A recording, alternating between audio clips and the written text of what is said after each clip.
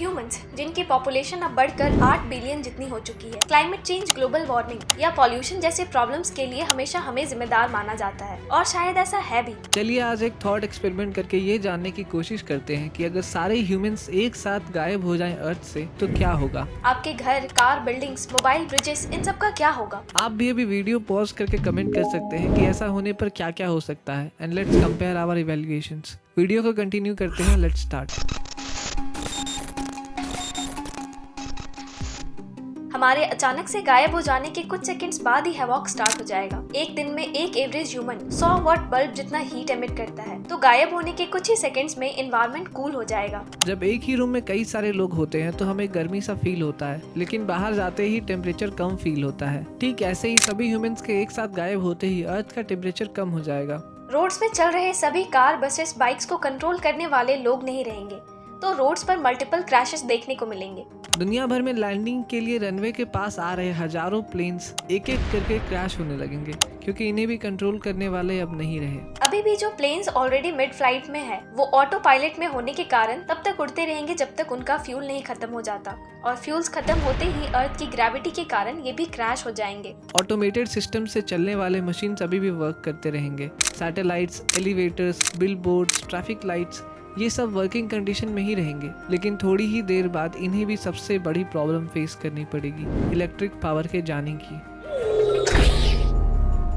World का 47% electric power thermal power plants में कोल से जनरेट होता है। हमारे गायब होने के बाद कोल सप्लाई नहीं होंगे, जिसके कारण एक एक करके सारे thermal power plant shut down हो जाएंगे। वो प्लेसेस जो रिन्यूएबल एनर्जी यूज करते हैं, जैसे कि विंड पावर या सोलर पावर प्लांट्स, उन्हें भी वहां डिस्ट्रीब्यूट करने के लिए कोई नहीं होगा, जिससे कंप्यूटर इसे एक प्रॉब्लम डिटेक्ट करके सभी सिस्टम्स को शट डाउन कर देंगे। हाइड्रो पावर प्लांट्स भी पानी के ओवरफिल हो जाने के कारण बंद हो जाएंगे। इन सब से देखते ही देखते ब्राइट कंट्रीज डार्क कंट्रीज में बदल जाएंगे। इन सबसे डेंजरस अब बारी आएगी न्यूक्लियर पावर प्लांट्स की। यहाँ यूज्ड हुए फ्यूल्स बहुत ही रेडियो एक्टिव होते हैं, इसलिए उन्हें कूल वाटर के अंदर रखा जाता है। ह्यूमंस के ना होने के वजह से इस टेम्परेचर को रेगुलेट करने वाला कोई नहीं रहेगा, और वाटर गर्म होता जाएगा, और उसमें प्रेजेंट रेडियो एक्टिव एलिमेंट्स में रिएक्शन होंगे, जिससे कि एक के बाद एक न्यूक्लियर ब्लास्ट होंगे। अकेले यूएसए में 93 न्यूक्लियर रिएक्टर्स हैं। आप अंदाजा लगा सकते हैं यूक्रेन के चेरनोबिल में एक न्यूक्लियर डिजास्टर से लाखों एकड़ के फॉरेस्ट और फार्मलैंड्स कंटामिनेट हो गए थे। तो ऐसे कंडीशंस में दुनिया भर में प्रेजेंट 436 न्यूक्लियर रिएक्टर्स ब्लास्ट होंगे तो क्या होगा? इसका इम्पैक्ट आने वाले 1000 सालों तक देखा जा सकेगा।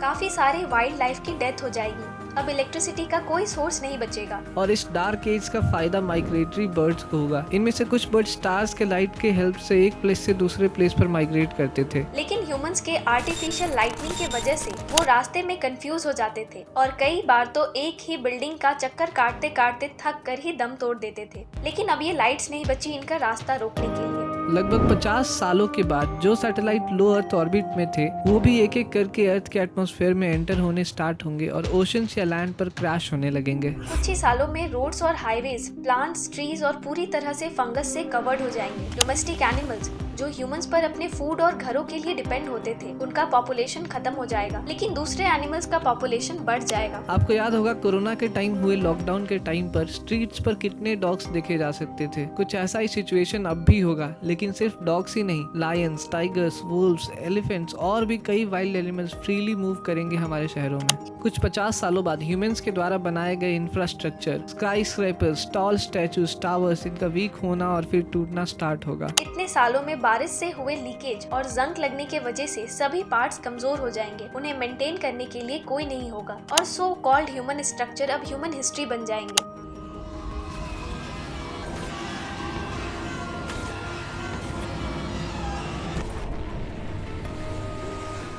इन सब में एक चीज सेफ होगी कई सालों के लिए, बैंक के लॉकर्स में पड़े हुए आपके पैसे, जिनकी अब कोई वैल्यू नहीं बची। 100 सालों के बाद ओशियन में प्रेजेंट लाइफ फॉर्म्स भी इंक्रीज हो जाएंगे। प्रेजेंट टाइम की बात करें तो ह्यूमंस हर साल लगभग 200 मिलियन टन्स फिशेस पकड़ते हैं। हमारे नहीं होने से ये कंजम्पशन भी कम हो जाएंगे। एटमॉस्फेयर में कार्बन डाइऑक्साइड की मात्रा भी कम हो जाएगी। ह्यूमन एक्टिविटीज से हर दिन करीब 70 million ton carbon dioxide release होता है एटमॉस्फेयर में। कम CO2 होने के कारण ओशियन भी कम CO2 अब्सॉर्ब करेंगे, जिससे कि उनका एसिडिटी कम हो जाएगा, और ओशियन के लाइफ फॉर्म्स पर इसका पॉजिटिव इफेक्ट होगा। लेकिन उससे पहले अर्थ में इतने चेंजेस होने के बाद ह्यूमंस की कुछ चीजें अब भी पूरी तरह से सेफ और अनटच रहेंगी। मून के सरफेस पे पड़े हुए ह्यूमंस के फुटप्रिंट, फ्लैग्स, रोबोटिक मशीन्स, ये सारे वैसे के वैसे ही रहेंगे।